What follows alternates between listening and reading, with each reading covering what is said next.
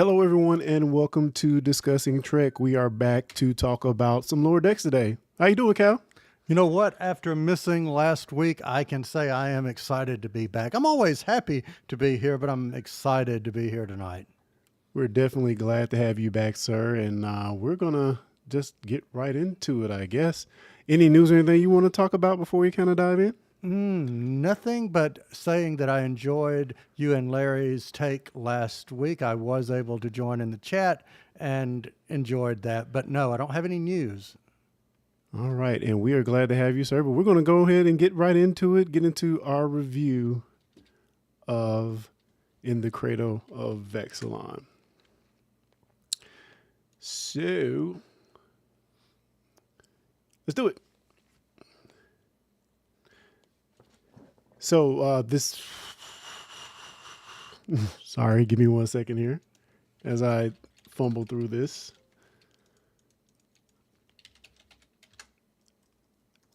Oh, let me ask you right while I pull this up real quick. Have you watched the very short treks? Did you get into that any? No, I have not had a chance to see them yet. I want to, but I haven't seen them. Ah, okay. Well, we'll skip it. We'll probably pick that up next week. But I've been enjoying them to everybody that's watching / listening. I enjoyed those, so we'll get into those at a later date. But hello to everyone in the chat. I see you, Marcy, Win Grace, and let's go ahead and get into our review of In the Cradle of Vexilon. Boimler leads his first away mission on an alien megastructure. So, Kyle, if you give us that spoiler warning, and we'll lead right into it. Awesome. So if anyone has not seen this episode, put us on pause, go out, watch the episode, come back, because from this moment forward, spoilers. The spoiler warning has been dropped, and we are back to review this episode. And we, like always, we go to Mr. Jones for the beats of the episode, sometimes serious, sometimes comedic. Honestly, you never know. Mr. Jones, do you have anything for us this week, sir? You know, before I give it, I want to say that this was a little bit poetic in a sense. Really? And let me tell you why. Because I watched this evening right before, and I'm thinking, iOS 17 is out today. And the question is always, should you upgrade the day it comes out? Should you not? But should you wait a few thousand years before you upgrade? There you go. But here are my beats. Just because you want to upgrade doesn't mean you should upgrade. But if you do, please make sure you make a backup. So this episode was written by Ben Walker and directed by Brandon Williams. And I will start first with my high-level opinion of this episode. You know, I keep saying that I feel like the episodes are better when they go in their own direction. This was an interesting take on the sentient robot overlord, basically. And I feel like they did a good job with that. Sprinkling a little Windows or computer, PC, Mac, whatever you want to call it, in there. And we had some growth for Boimler in this episode as well. Mm-hmm. Yep. And also we got to see the rest of the former lower deckers. I guess it's the lower deckers. We got to see them having their own little fun on the ship as well. So overall, I feel like it was a well-rounded episode with a lot going on. What are your high-level thoughts of the episode, Mr. Jones? High-level thoughts, and I'm going to add in something that I would have said last week going into, the first of the season. But I really think the crossover with Strange New Worlds really reshaped how I see this show, because I am now in my mind not seeing the cartoons. I'm trying to see them as I saw them on Strange New Worlds. And it makes my enjoyment of this show so freaking much better. That being said, I enjoyed it. I had fun watching it. I laughed at some of the things because it was kind of literally, again, I had just downloaded iOS 17, started watching this, and I'm like, poetic. Yes, but I enjoyed.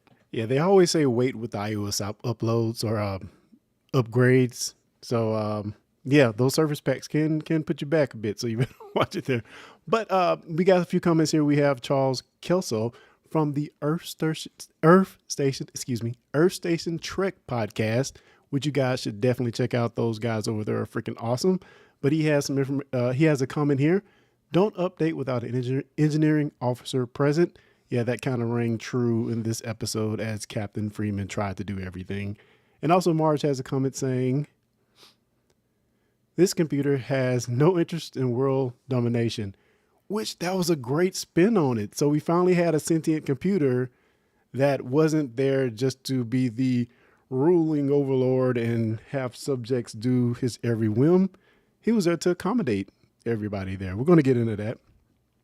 So we start the episode by the Cerritos visiting this Federation world, this Corazonia artificial megastructure, which reminded me a lot. I've talked about this a lot lately, but Halo. This is basically a Halo.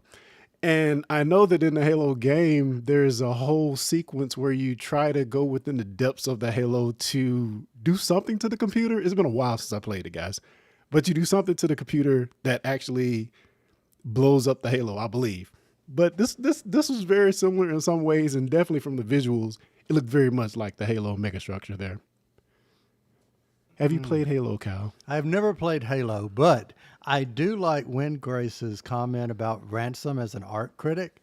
You know, when they do get on the planet, the first thing I'm thinking is art is in the eye of the beholder, and I keep seeing, you know, these art exhibits that looks like trash or something, and somebody goes and pays $1 million for it because Yeah. both sides of the road look the same.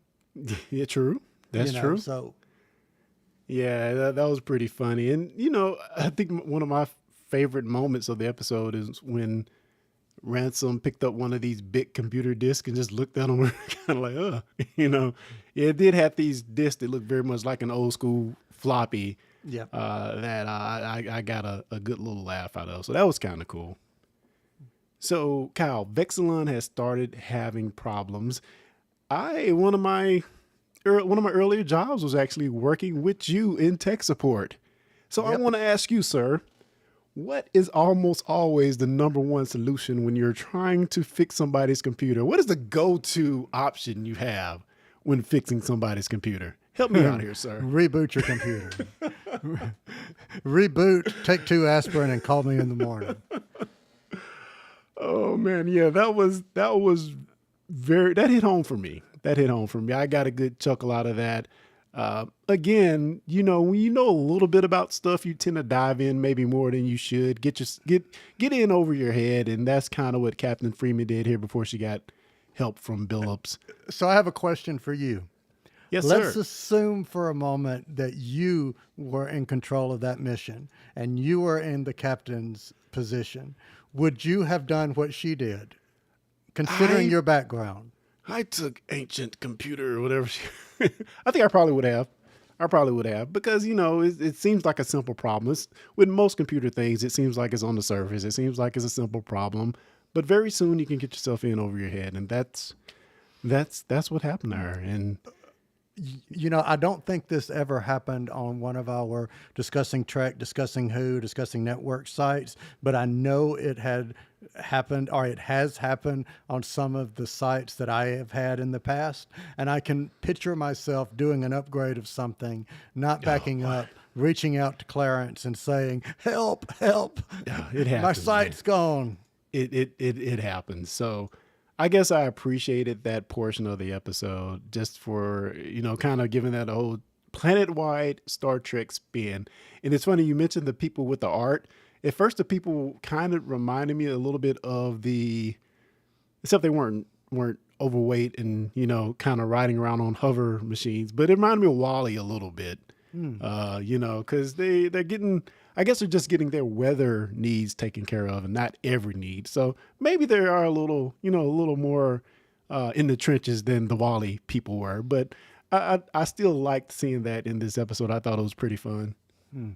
Now, just for the sake of a little bit of pushback, let me ask a question.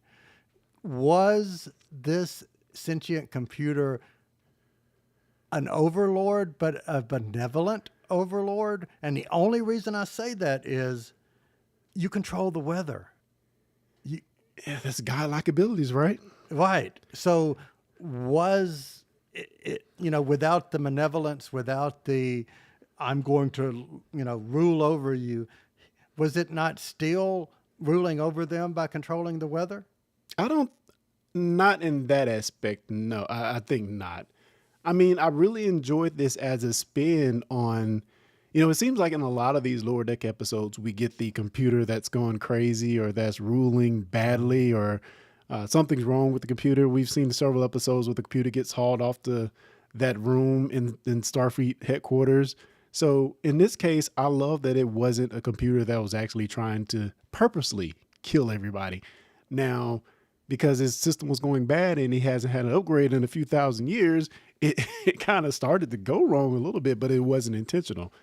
And I just love the spin on seeing the different weather aspects and how it went back to, the Stone Ages, even before that, maybe, when it rebooted and it was pretty much, hellfire everywhere. So I thought that was pretty funny.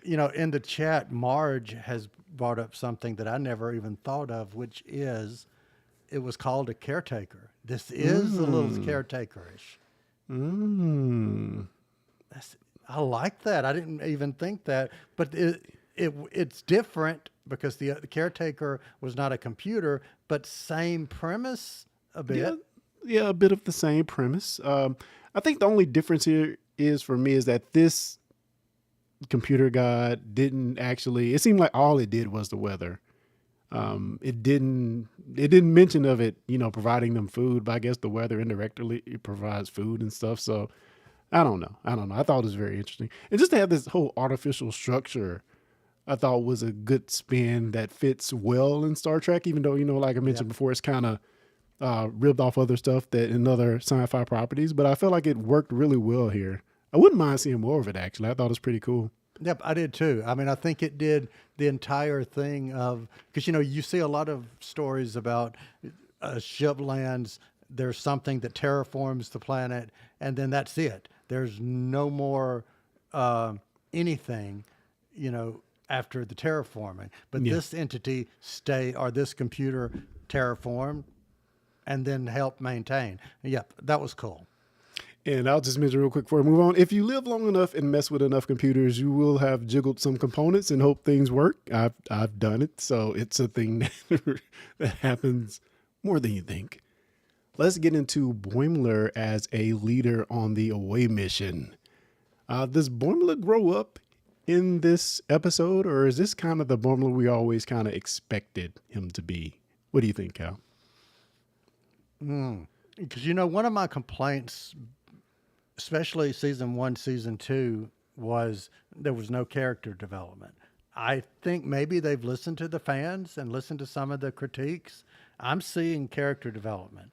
But I really, really liked how he tried to do everything himself. And as someone who doesn't like delegating things, I feel his pain. Yeah. But it got to the point to where he had no choice but to trust people and delegate. So the fact that I can sit here and say he had no choice but to trust means I think, yes, there was character development. What do you think?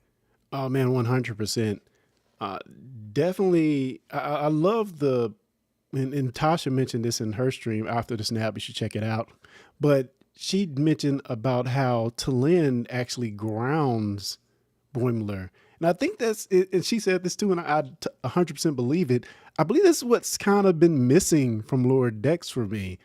She's the straight character. She's the one, even though she's goofy in her own way, she's the one with the unwavering logic that can pull them a little bit back from the deep end. Mm-hmm. And I mean, what she does for Boimler in this episode is profound. She kind of sets him on the right path.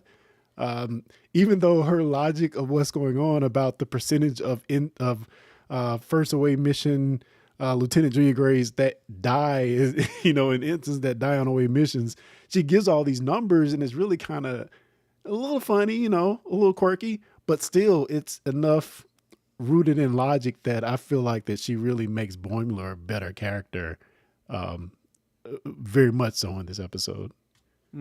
Totally agree. I think she's a breath of fresh air, and I really like the fact that you're not depending on antics between Mariner and Boimler every single episode. You're allowing them both to go out, do different things, and grow as their own characters.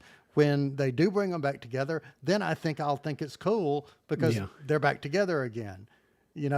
absence makes the heart grow fonder, so to speak. Yeah, and definitely an episode that really showed, and we mentioned it up top, but Boimler growing. I feel like I almost got that little thing we get when we get to the end of an episode and we feel like the character has grown or we've learned something in the episode.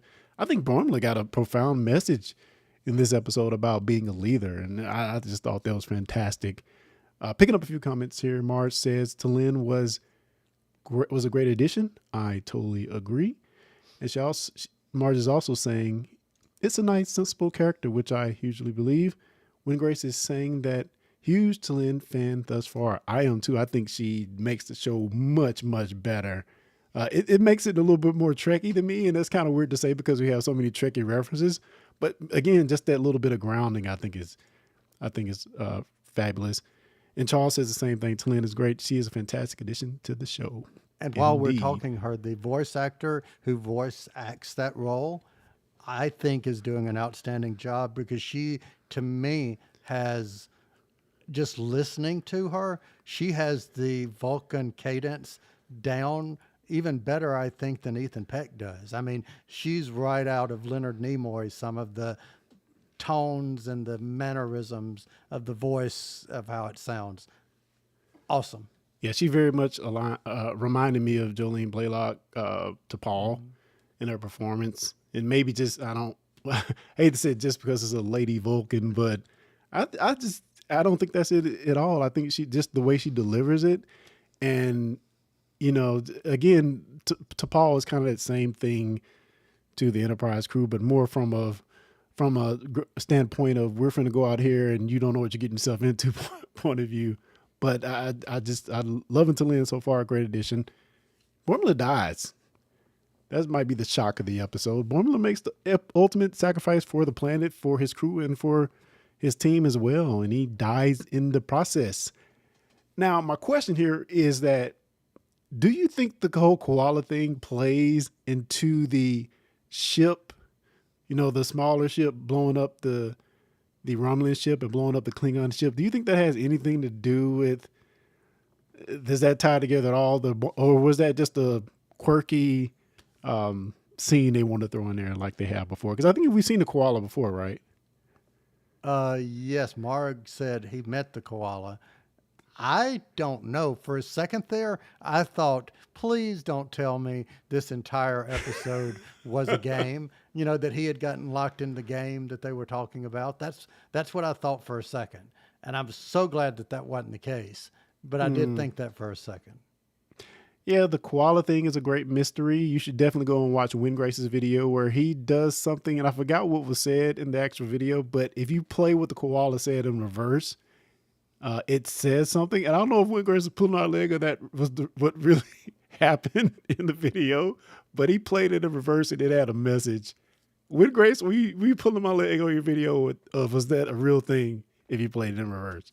Let us know in the chat there, Wingrace. But yeah, the koala was interesting.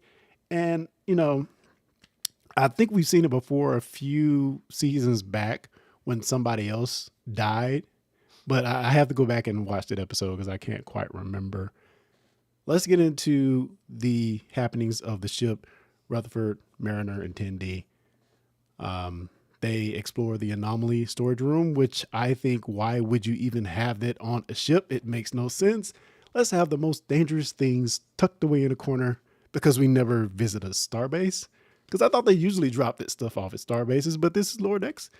We have some interesting items there. Kyle, what do you think about the anomaly storage room? I thought that was a good callback, show some visual effects. There was one, honestly, I had to throw in a Doctor Who reference.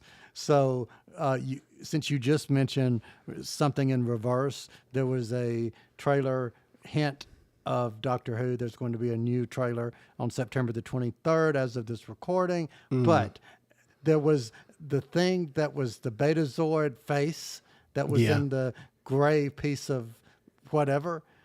This is in the 2006 series of Doctor Who. I'm not sure the name of the title at the moment, but one of the characters gets turned into a face on a piece of concrete. So Oh yeah, that was one of the No, our most hated slash most yes, loved episodes. How come yes. I can't remember the name? If you remember, drop it in the chat. But yeah, the Betazoid gift box. That's next generation thing can be seen on episode Haven, which is originally played by Armin Shimmerman, Quirk himself. Honestly, I don't even remember the box. I don't know how I could not remember it, but I do not remember it from TNG. But I guess it happened. Uh, Oh, Wingrace says Love and Monsters. That was the name of the title. Love and okay, we got a Hoovian in the house. When Grace says Love and Monsters, and you are correct, sir. Thank you, sir, for Cheers. that. But yeah, we also have the Catan probe, which is from or a version of a Catan probe, which is from the episode Inner Light, where Picard lives his whole life. And they kind of allude to that a little bit in this episode when the Betazoid gift box gets zapped for a minute. He says, I had a wife or something to that extent. Interesting. But I think for all of these things, what really, what I liked the most was the Wadi Kula game, which is the Move Along Home reference. I remember kind of not liking that episode, if I'm being honest, but for some reason here, just seeing it brought back for laughs, I think it worked. So I enjoyed all those references. What do you think about the whole notion of hazing in Star Trek? Hazing the lieutenant junior grades as they get new assignments. So I'm going to be, the traditional fuddy-dud here. I hate the concept of hazing. I think it's stupid. I think it serves no purpose. That's just me personally. I'm a fuddy-dud. I don't like to have fun, I guess, but I just don't like it. I don't like someone having fun at someone else's expense, and that's just me. Uh, yes, that was wrong. But also, as far as hazing assignments, uh, clean the floor with your toothbrush, or this was pretty bad as they go. Hmm. Scan all these chips in the room. We have a secret second layer behind there that you have to scan. They get hot. There's gas in this room that could kill you. So I thought all of that was pretty interesting. But the hazer or the haze becomes the hazer in a sense when they try to throw all this stuff in what was the name, Lieutenant Dirk's room. I thought Hmm. all that was pretty fun and interesting. And for a C story in the episode that had a lot going on, I feel like it was an okay C story that didn't really go off the rails too much. Now, did they do the thing of throwing too many references of other series into this show that didn't really make a lot of sense, but were still cool? Yeah, they did the thing again. They did the thing Lower Decks does. But still, I think overall, I think it kind of worked. But if I can sit there and watch this sea story and actually get some character insight, I kind of like it because I learned that, at least from my point of view, that, Rutherford hates the ferret thing. Yeah. He hates that. Then you had Tindy with all these opinions about what they've done on where is she from? Sorry. Orion? Yes, from how the Orions do this and how the Orions do that. So I thought character insight on both of them. And Mariner, I liked Mariner in this Yes, episode. she was good in this episode too. It was something about them being so gullible, which I think most people that get hazed are pretty gullible, and she thinks there's no way Starfleet would be doing this. Officers in Starfleet that would be doing this, and she's wrong. It happened, and I actually thought it was real up until the end when you see them in the Hmm. 10 forward, and they're kind of talking about what actually happened. So let me ask you this question. Would you have rather we assumed like they did and then not have that ending? Or would you rather it be like it was and it be revealed to actually be a hazing? Yeah, it's Lower Decks. You gotta try to make it a little bit funny. I think that was their attempt to make it a little bit funny, but still, again, I think as far as a Star Trek episode providing me that beginning and end and that fuzzy feeling, I think it accomplished that in this episode.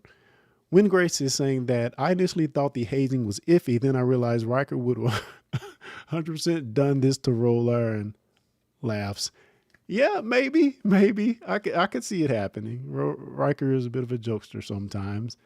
Oh, and Marge mentions that Tindy steps up as a gunslinger as she was scanning all of those chips. Yes, something about Tindy with guns I really love. Can we get more than that? More of that? Because that's pretty fantastic. Yeah. So, guys, what do you think of this episode? How would you rate this from 1 to 5? Please drop that in the chat as we give our own ratings and wrap up this episode. Kyle, is there anything in this episode that I failed to mention? Excuse me. You Is there anything I didn't. failed to mention that you would like to bring up? Well, no, but since we're talking about omnipotent AI overlords, I've got to go through, for the low hanging fruit for me and say there is one overlord AI that I approve of, and that would have to be Olivia. It's Olivia not from my Oz fault. 9. So there you go. Indeed. And where would people find out about Olivia from Oz 9 and her shenanigans? Where would they go to actually find that out? Oz-OZ, it's oz-9.com, and that can be found on oz9.com or any of the podcast players. Yeah, definitely check out the Oz 9 podcast. And with that, Cal, let's go ahead and let me mention this real quick. When they rebooted the computer and it went back to its former self, the fresh start, that reminded me a lot of the Relatively podcast. No spoilers, but oh man, it made me kind of sad. But Yes, I know exactly what you mean, and yes. how'd you rate this? Dang you, Mr. Shackelford. Yeah, dang you, Mr. Shackford. How'd you rate this episode, sir?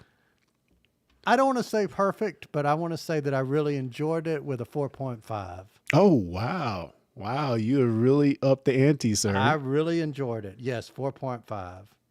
I'm going to go with about a 4.2. I mean, I get your 4.5. I definitely could. I could easily go to 4.5 on this one, but I kind of landed at 4.2. Really enjoyed it, but I'm just leaving a little bit of room because I want them to. If it keeps getting better from here, I think I'm gonna be a happy camper by the end of the season. Marge in the chat says she gives us a 4 out of 5 isolinear chips. So we might need to start doing that. That's something we do on Discussing Who is we give Yes. each of our ratings an object. So maybe that's something we Okay, can do all in the right. So future. I'm going to give it 4.5 omnipotent AIs out of 5. Oh, good. I'm going to give it 4.2 koala bears out of 5. Yeah, I'll do that. And Wingray says he'll go ahead with a 4 as well. Guys, what do you think of this episode? You can not only send in your rating, but you can send in thoughts about this episode or comments into feedback@discussingtrek.com or hit us up at Discussing Trek on any and all social medias. We're going to wrap this thing up. Kyle, is there anything else you want to leave us with before we get out of here? As always, love enjoying, because I've gotten so used to seeing people in the chat. This is so cool. So for everyone in the chat, you guys are awesome. Love seeing you guys in the chat. Yeah, as well. Thank you all for joining. It's a lot of fun. And whenever you could be here, it makes the conversation that much more interesting. Real quick, we got a 4.5 from our friend Charles Kelso as well. Thanks everyone for joining us. It's been fun. And until next time, live long and